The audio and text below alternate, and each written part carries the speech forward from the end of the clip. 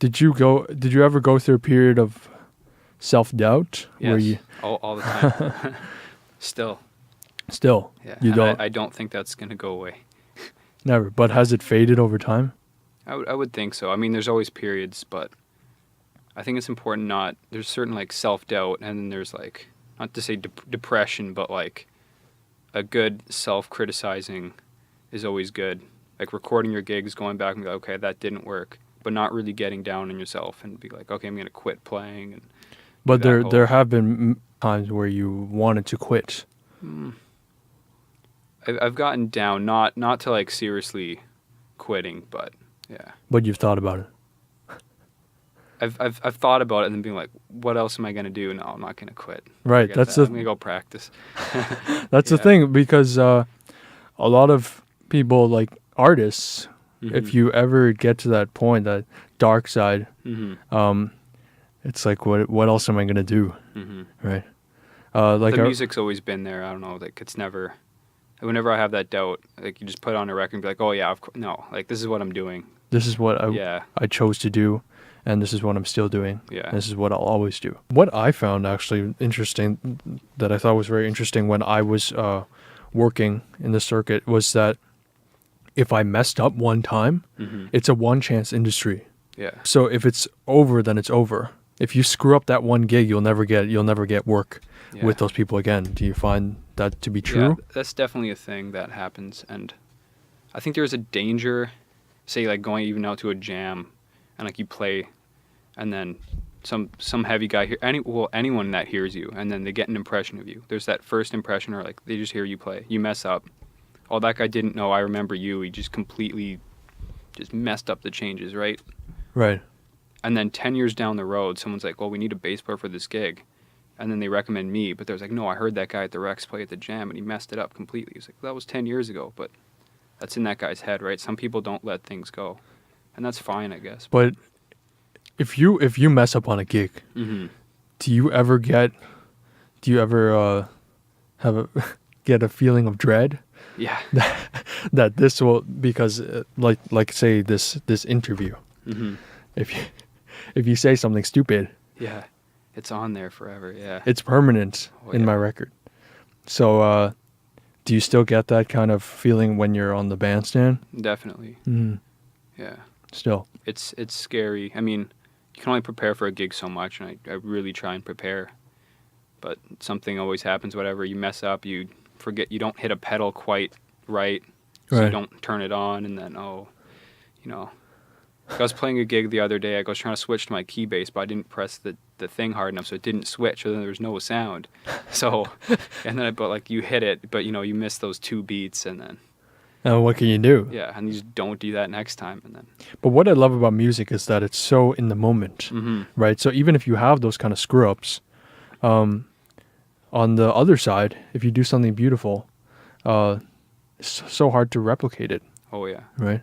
And that's what makes it so exciting. Yeah, it's the beauty of live music. Exactly.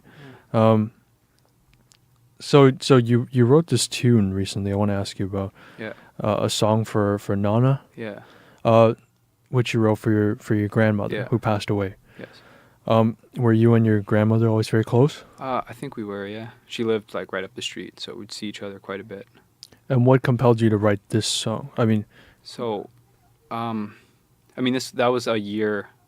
She died on December 8th last year, so I composed it like the week before, the 1-year anniversary. Basically, she had dementia, so in that we would always watch Andrea Bocelli, Love in Portofino, which is a DVD. Andrea Bocelli is an opera singer. Yeah. So I found that would bring her a lot of peace, and she really enjoyed it. And just like seeing what music, like the joy it brought her, really pushed me, I think, musically as well. And that song is, I think, very Andrea Bocelli-esque. If you listen to Love in Portofino, I think I may have taken some things, but yeah. Wow, that's really nice. It was very inspired by that, for sure. It's amazing when even somebody afflicted with a disease as terrible as dementia can still be grounded by music. I think it's beautiful In that way, music is kind of it transcends life almost. Mm-hmm. Right.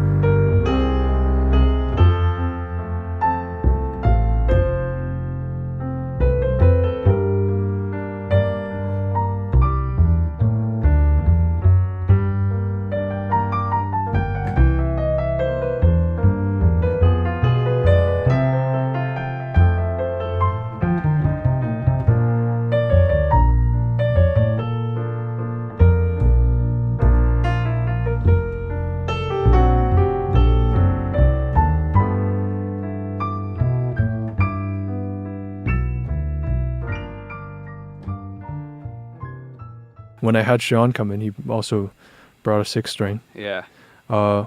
What is it about the low end that appeals to you? Not even just the 2 extra strings, but what do you like most about playing and holding the 4 in a band?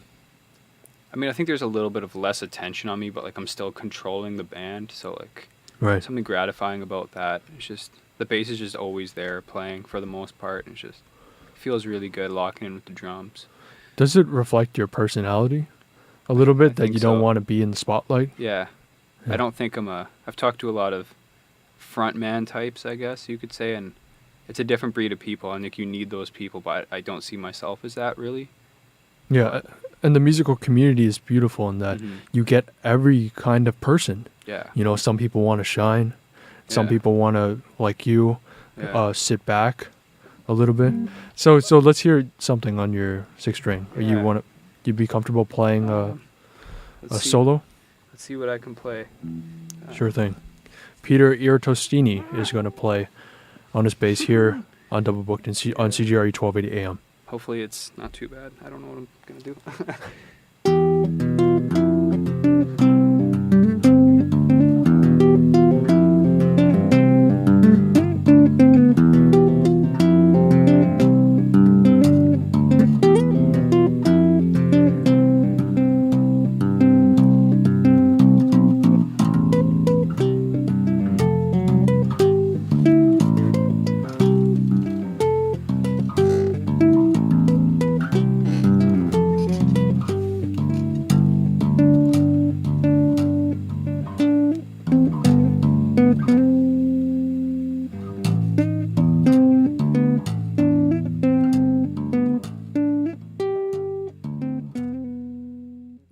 So I know that you were in the Toronto Symphony Youth Orchestra. Yeah. And you guys are doing a side-by-side tour with TSO. Really looking forward to that. Yeah, what are you most looking forward to? Well, so I think I get to sit next to Jeff and play, or at least one of the days I get to Jeff is the principal bassist. Yeah. So that's what you're most looking forward to? So I got to play with them last year as well, because we did a side-by-side thing, but it was just at Roy Thompson Hall. Right. We didn't get to do the tour last year. So just sitting beside them just kind of brings you to their level. Like, I'm sure like you've played with, like when like the guest artists come into school or whatever, like you get to play with them. And like last year I got to play with Chris Potter, and like when you're playing with him, it's just like he brings you to his level. Yeah. And that's that's very interesting. So. I agree that playing with artists that you admire or anybody that's on a certain level way above you, that I wouldn't say they bring you to their level, but you feel compelled to elevate yourself to their standard of game.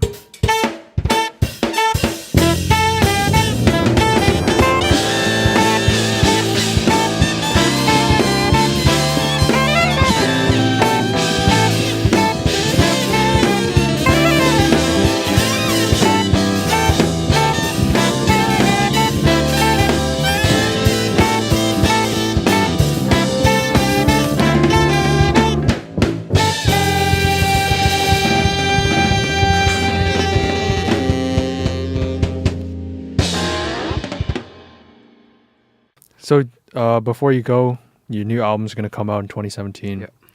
You must be very excited for it. Very excited. And you have no idea what the name is going to be for the album.